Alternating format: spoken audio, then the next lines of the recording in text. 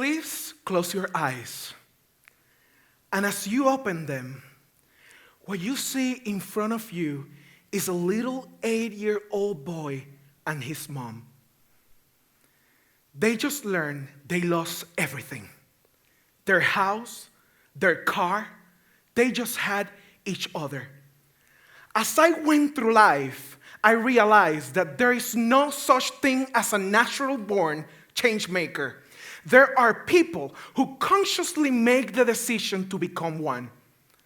I had to take that decision, and I want to invite you to make yours. My purpose today is to answer the question, how can you become a change maker in today's world? I arrived here from Washington, D.C., and I am originally from San Sebastián, Puerto Rico. And I am a young person that I am an advocate for young leaders. The president of a nonprofit organization that represents over 30,000 young government leaders, and a former Hispanic and recruitment strategist for the largest employer in the world. Throughout my career, I have interacted with over 30,000 leaders, and I want to share with you 3 steps that will help you become a change maker. Step number 1, embrace your identity and make it count. Do you remember that little boy that I told you about earlier? Well, after my mom and I lost absolutely everything, my mom, in the desperation of finding us a home, got married to an alcoholic and moved us to a very rough neighborhood. Life as I knew it changed in its entirety, but during all that mess, I had a teacher that really believed in me, and I call her my champion. And on my birthday, she gave me a little box of Jordan almonds. You know those colorful almonds that you eat one and then you cannot stop eating them because they're so good? So she looked at me and she told me, Miguel, I know what you're going through, but you have to believe that these experiences are going to make you a great leader. You're going to do great. And when she was looking at me, I believed her because she was believing it. So after that conversation, I got the attitude like, yes, let's do this. So after 12 years, I got accepted into an internship program in Washington, D.C. Now, let me paint a picture. I grew up with salsa and merengue, rice and beans. So in my house, we didn't use English. So I didn't really know how to have a full conversation. So my English vocabulary consisted of 3 words: hello, yes, and no. That was it. So that was the first challenge. Do I accept an internship program when I know that I cannot fully speak the language? Or do I just stay where I am, relaxed? Decisions. I decided to accept the internship and embarked in a very scary and exciting journey. At the time, I was 425 pounds. So even fitting in the airplane seat was almost impossible. When I arrived, I was no longer Miguel. I was now Miguel. They identified me as a minority, and my reaction was like, a minor what? I was categorized as a Hispanic millennial, so I had a label, and I learned that I had a fat accent. And to the benefit of the waitress, she did say, you have a heavy accent. But my reaction was, I don't have an accent, and second, don't call me fat. So, as I went through those 10 weeks, I asked many questions to myself. I said, what in the world are you doing? Why did you accept this opportunity? It was so hard, guys. But as I went through the 10 weeks, I had to learn how to embrace my identity and make it count with purpose. And then those 10 weeks opened the doors of opportunity. It was like a change in paradigm.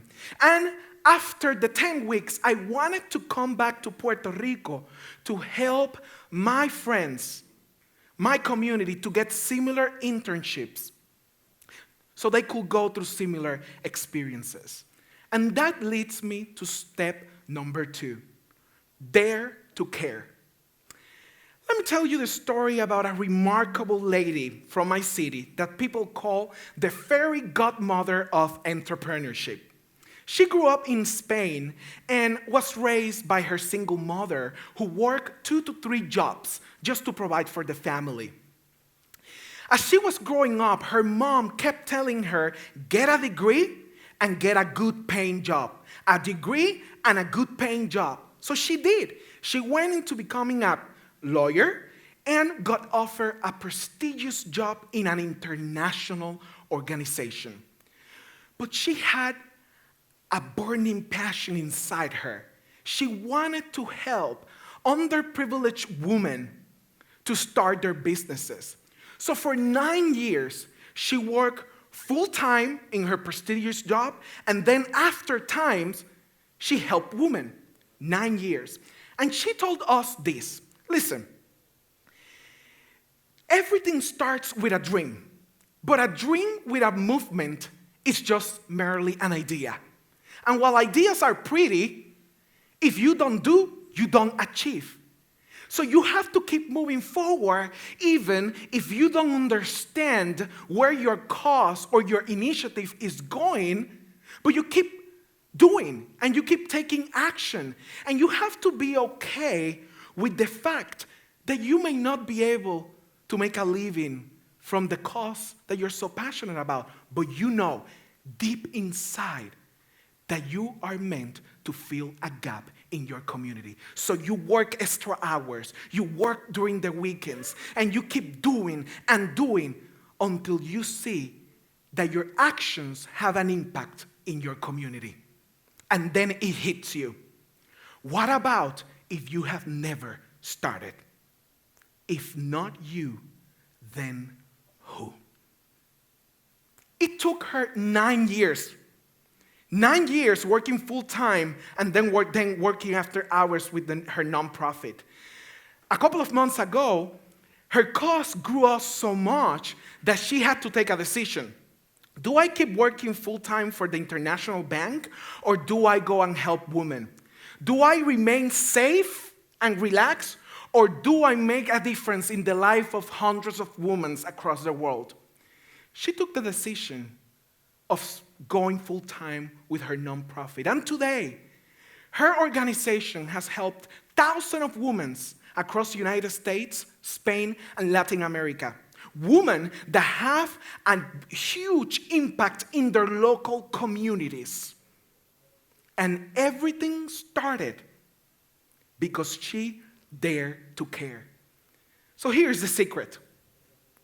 There is magic. Something magical happens when you are yourself, but you don't go after yourself. Are you willing to dare to care? Step number 3, there is no change without a maker. Last month, I had an opportunity to meet a young lady that I call the Miracle Fire Survivor. When she was only 6 months old, she suffered first, second, and third degree burns in 80% of her body. When she was being rushed to the hospital, her heart stopped twice. The prognosis was so discouraging that the doctors gave her mom the consent to terminate her life. Her hands had to be amputated due to the severity of her injuries. And her face and tiny body were completely disfigured. Despite all of this, her mom took the decision to raise her as a strong, purposeful, and unapologetic woman. Every discrimination, bullying, and rejection incident made her stronger. The addiction of her mother, the prison sentence of her brother, the death of one of her siblings, and every single scar in her body prepared the question, why didn't I die in that fire? Who am I? Why am I even here in this world? She had every good excuse to spend her life in invisibility. She had every excuse to do not do anything. But she didn't. She didn't. She took action and decided to embrace her story to help other people in her community. Today, she's writing her autobiography, starting a nonprofit, and serving her community as a social counselor. And all this was because she took the decision to be a maker and not a whiner. Now let me ask you, are you the maker or are you the whiner? There is no change without a maker. All the stories that I have shared with you today are an invitation for you to start your own story. So what will your story be?